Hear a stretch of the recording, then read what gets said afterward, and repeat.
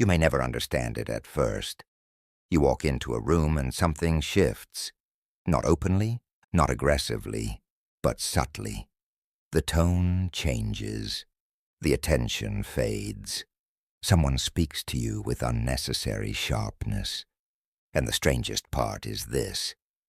They don't know why they're doing it, and you don't know why it's happening. You replay the moment in your head. You didn't challenge anyone. You didn't try to impress. You didn't assert dominance. You barely did anything at all, and yet you're treated differently. Not because of something you said, but because of something you are. Or more precisely, because of something they felt before they had time to think. That's where humiliation begins. Not in logic, not in intention, but in insecurity. Most men misunderstand this moment. They assume humiliation must come from a clear cause, a mistake, a failure, a misstep. But what you're experiencing happens before all of that, before hierarchy is established, before roles are defined, before anyone knows who you really are. You are treated a certain way not because you earned it, but because someone else felt unsettled by you. And they don't consciously know why. You see it in their behavior. They hesitate when you speak. They interrupt without realizing it. They joke, then quickly justify the joke. It's not calculated, it's instinctive. Their nervous system reacts before their mind can explain it. And because they don't understand the reaction, they rationalize it afterward. They tell themselves you're arrogant, or cold, or distant, or difficult. But those are excuses. The real reason sits deeper. This usually happens early. A new job, a new group, a new environment. You're still quiet, still observing, and someone decides, without discussion, that you need to be lowered, not attacked. Lowered. A comment meant to take the edge off your presence. A tone meant to remind you where you stand. A dismissal meant to reduce whatever tension you created. And you feel it immediately, not pain, confusion. Because you didn't provoke anything. Here's the part most people never see. When someone treats you with subtle hostility for no clear reason, it's often because you triggered something unresolved in them. Not intentionally, not consciously, but biologically. Your posture, your calm, your lack of need. Something about you didn't fit neatly into their internal hierarchy. And instead of adjusting themselves, they try to adjust you. This is not strength. This is defense. You encounter this most clearly with insecure authority figures. A boss who becomes sharp with you early on. Not openly abusive, just different. He corrects you in front of others. Questions your decisions publicly. Uses your name with unnecessary emphasis. You watch him speak patiently to others. Calmly, respectfully. But with you, there's tension. Because you don't reflect his insecurity back to him.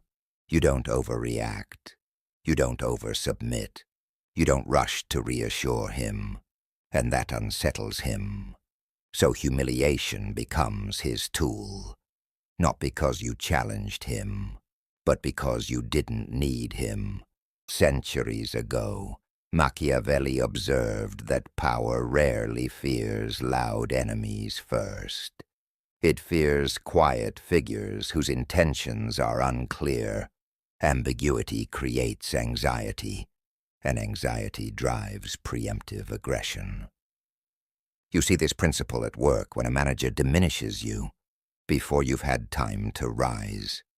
He senses independence, potential, unpredictability. Instead of competing fairly, he lowers you early, not consciously, instinctively. Social groups behave the same way. You enter a group. You don't compete for attention. You don't perform.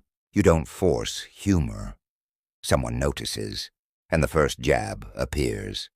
A comment framed as teasing, a joke that lands slightly too close to you, laughter that spreads faster than it should. Pay attention to that laughter. It isn't joy, it's alignment. They're not laughing because it's funny. They're laughing because they don't want to be next. Group humiliation isn't about cruelty. It's about stability. Your presence disrupted the group's emotional balance, and balance must be restored. This is why humiliation often feels disproportionate. You stayed neutral. They escalated. You stayed calm. They sharpened. The behavior doesn't match the situation because it isn't responding to your actions. It's responding to what you represent. At this stage, most men make a mistake. They try to fix the atmosphere. They soften their tone. They explain themselves. They try to be more agreeable. They believe humility will dissolve tension. It won't, because humility wasn't the issue. Your independence was. When you suddenly try to be liked, you signal that the pressure worked. And pressure that works is always applied again. This is why humiliation escalates. When you don't react emotionally, your silence creates uncertainty, and insecure systems cannot tolerate uncertainty. They need feedback. They need reassurance. They need confirmation that their position is intact. When you don't give them that, they push harder.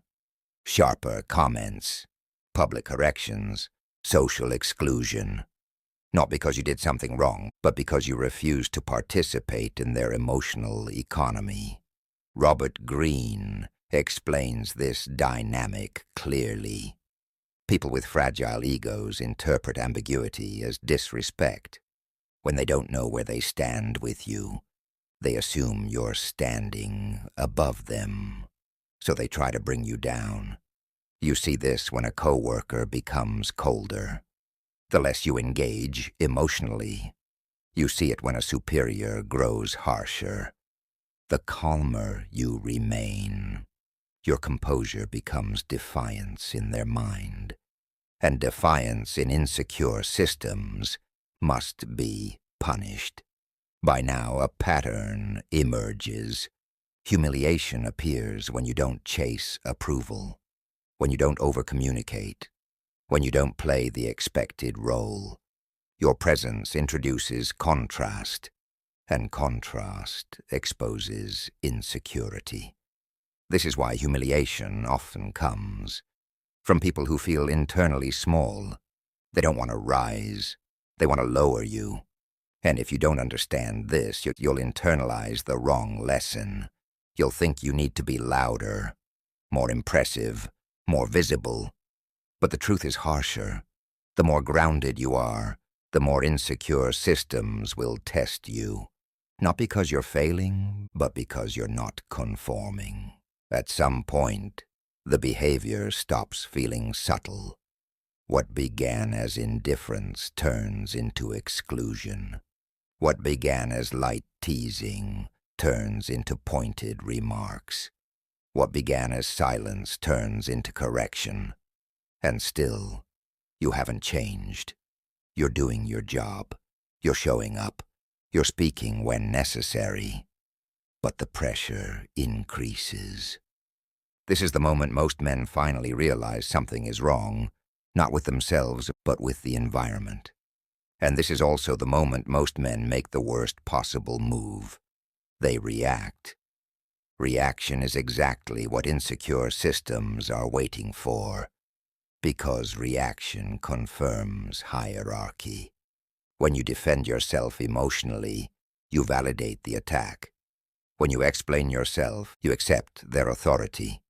Humiliation only works if you participate. And participation doesn't require obedience. It only requires emotional engagement. Watch how escalation actually happens. You remain calm. You don't respond the way they expect. So the comments become sharper, the corrections become more public, the exclusion becomes more obvious, not because they're winning, but because they're losing control. Insecure people don't escalate from confidence. They escalate from panic. This is where projection takes over. Carl Jung described projection as the process by which people externalize what they cannot accept in themselves. They don't recognize their insecurity, so they attach it to you. They label you arrogant, cold, disrespectful, not because you are, but because those labels justify their behavior. You see this when a coworker calls you difficult, simply because you don't seek approval. You see it when a superior frames your calm as insubordination. They're not describing you, they're defending themselves. Once projection sets in, the humiliation becomes moralized. Now, it's not about hierarchy. It's about justification. They convince themselves they're correcting you, teaching you, putting you in your place. This is how insecure power disguises itself as responsibility. At this stage, others begin to participate, not actively, passively. They don't defend you. They don't question what's happening, because social survival depends on alignment, not truth. When humiliation becomes normalized, silence feels safer than resistance. This is the real damage, not the humiliation itself, but the doubt it creates in you. You replay conversations. You question your tone.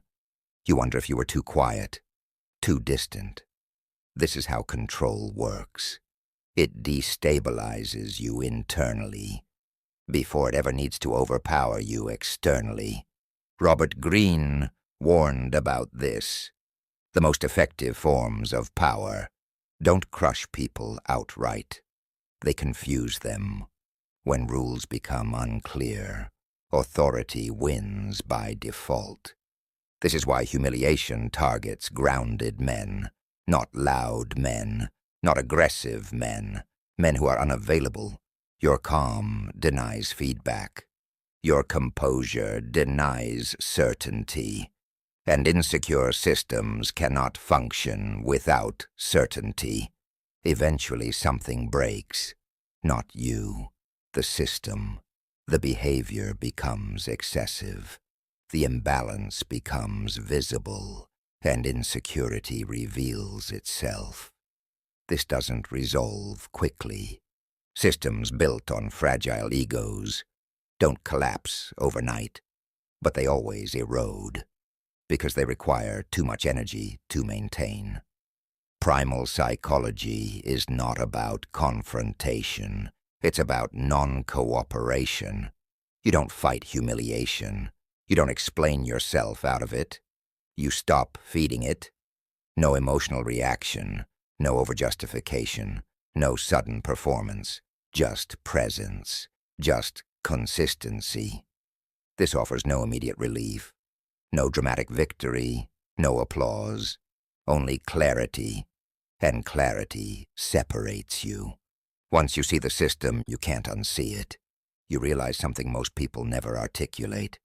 Much of social behavior is not about competence or fairness. It's about insecurity managing perception, and humiliation is one of its favorite tools. When someone tries to humiliate you without knowing you, remember this. They are reacting to something they don't understand, something they can't name, something they didn't choose, and you didn't choose it either. But once you see it, it loses power over you, because insecurity cannot dominate clarity.